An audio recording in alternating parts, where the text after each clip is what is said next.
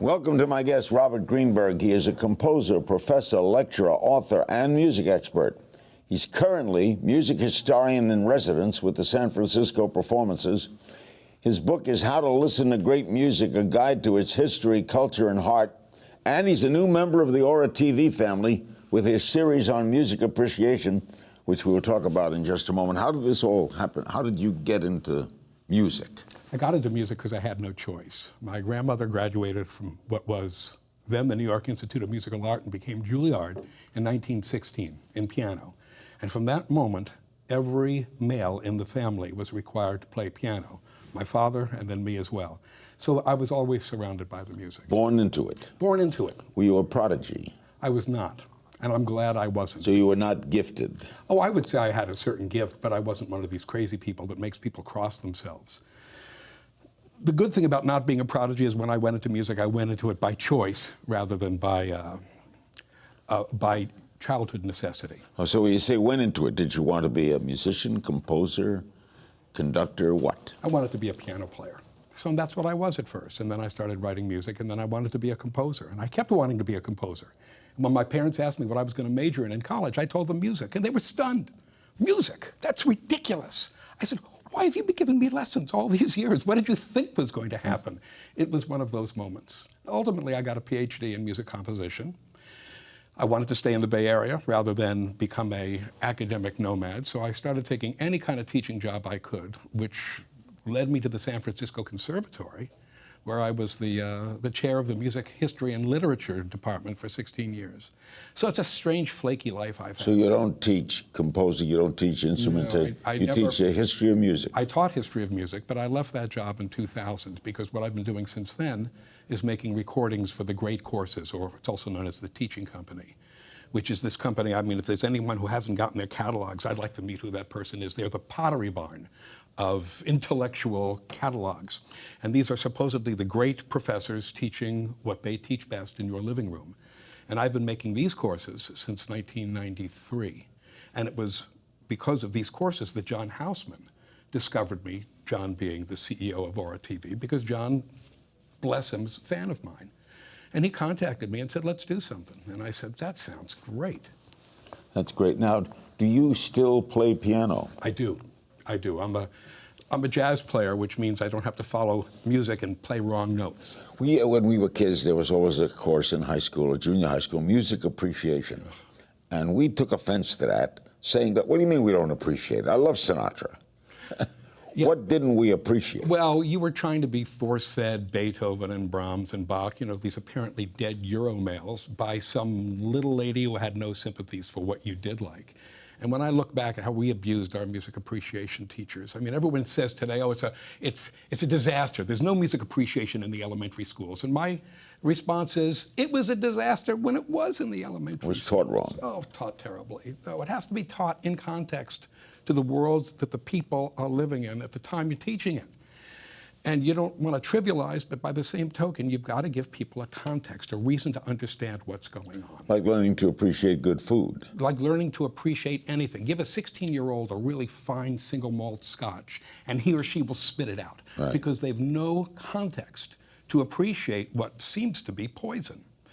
Given time and experience, we start enjoying a whole world of nuance we could never otherwise appreciate at a younger age. My memory of music appreciation is the William Tell Overture was the Lone Ranger. There you have it. Well, that was it? You know, my mother used to sing, oh, Mozart's in the closet, let him out, let him out, let him out, which was the Mozart Symphony No. 40. And that's how she learned that piece when she was growing up. All right. How do you know when something is good?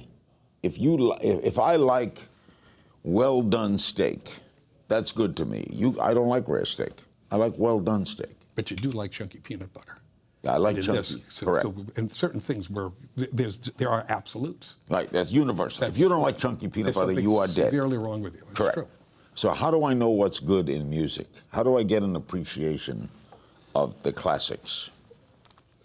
Good or bad, it is broad, but I can address part of that at least.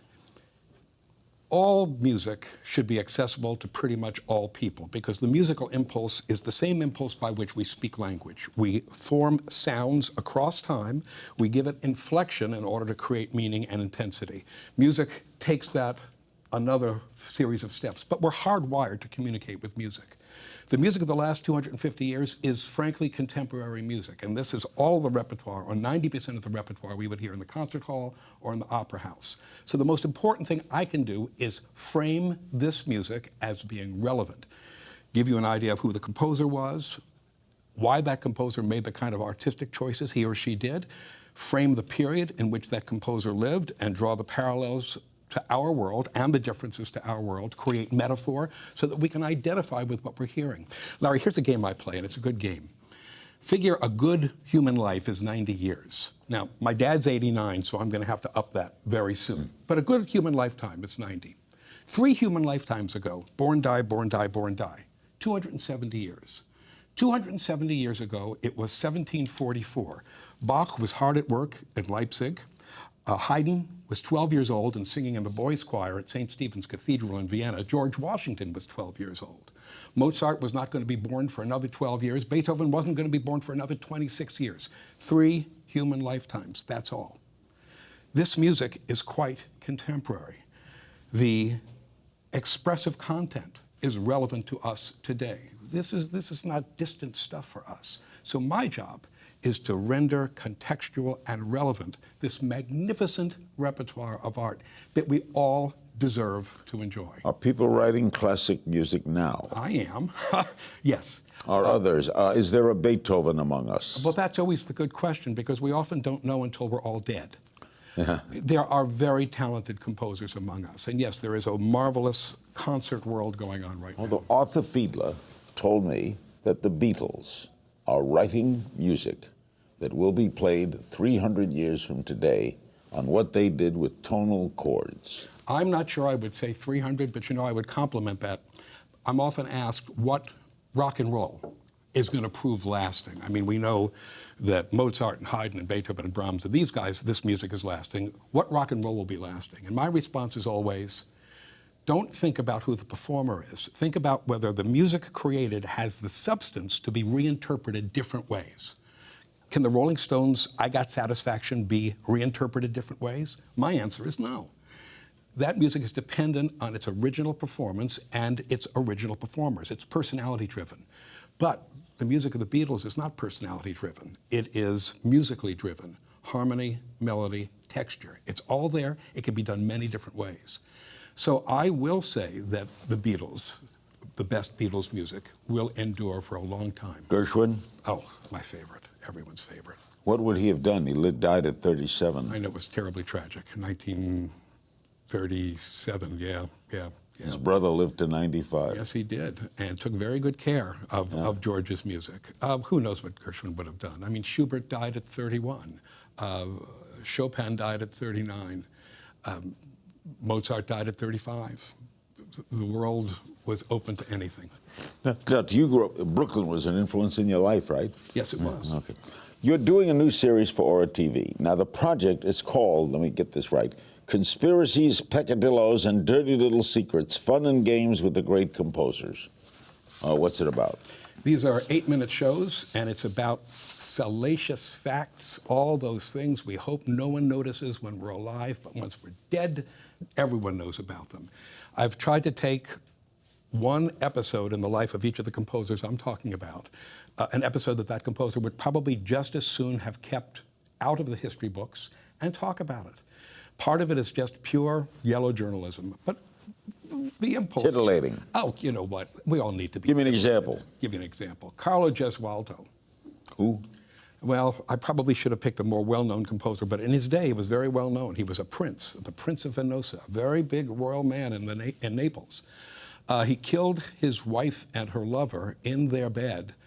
The affair had been going on for 27 months, so first he ran the lover through 27 times with his sword.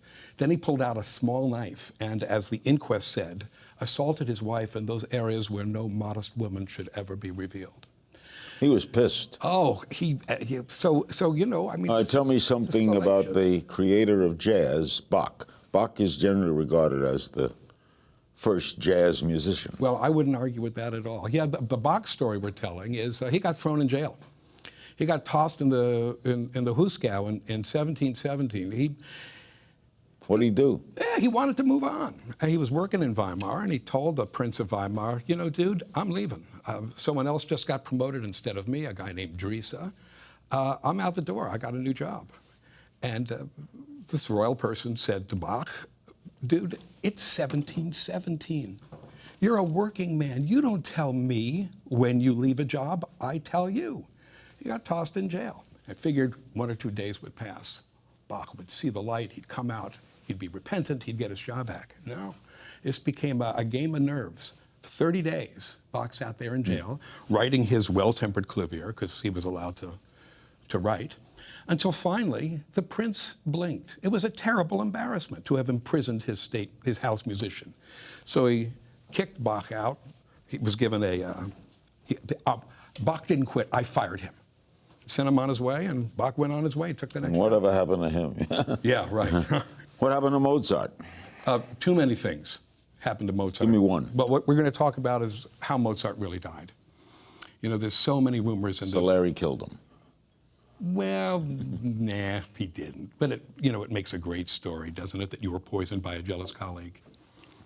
And he died of rheumatic fever. And rheumatic fever is such an unromantic way to die. So many people died that way. It's much more interesting to create rumor. It still lives. Bobby Darin died of it. There you go. How do you learn all these things? I have accumulated info the way windshields accumulate dead bugs in the Midwest.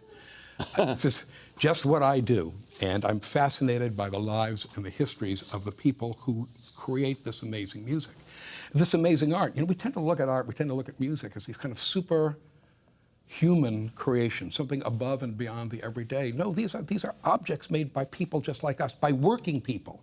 Composers are not rich people, except for maybe this guy, Carlo Gesualdo. No, composers work for a living.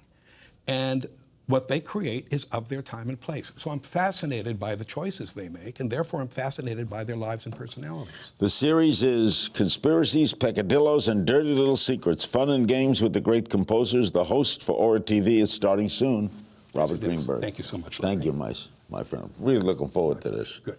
And remember, by the way, you can follow me on Twitter at King's Things. Thank you, man.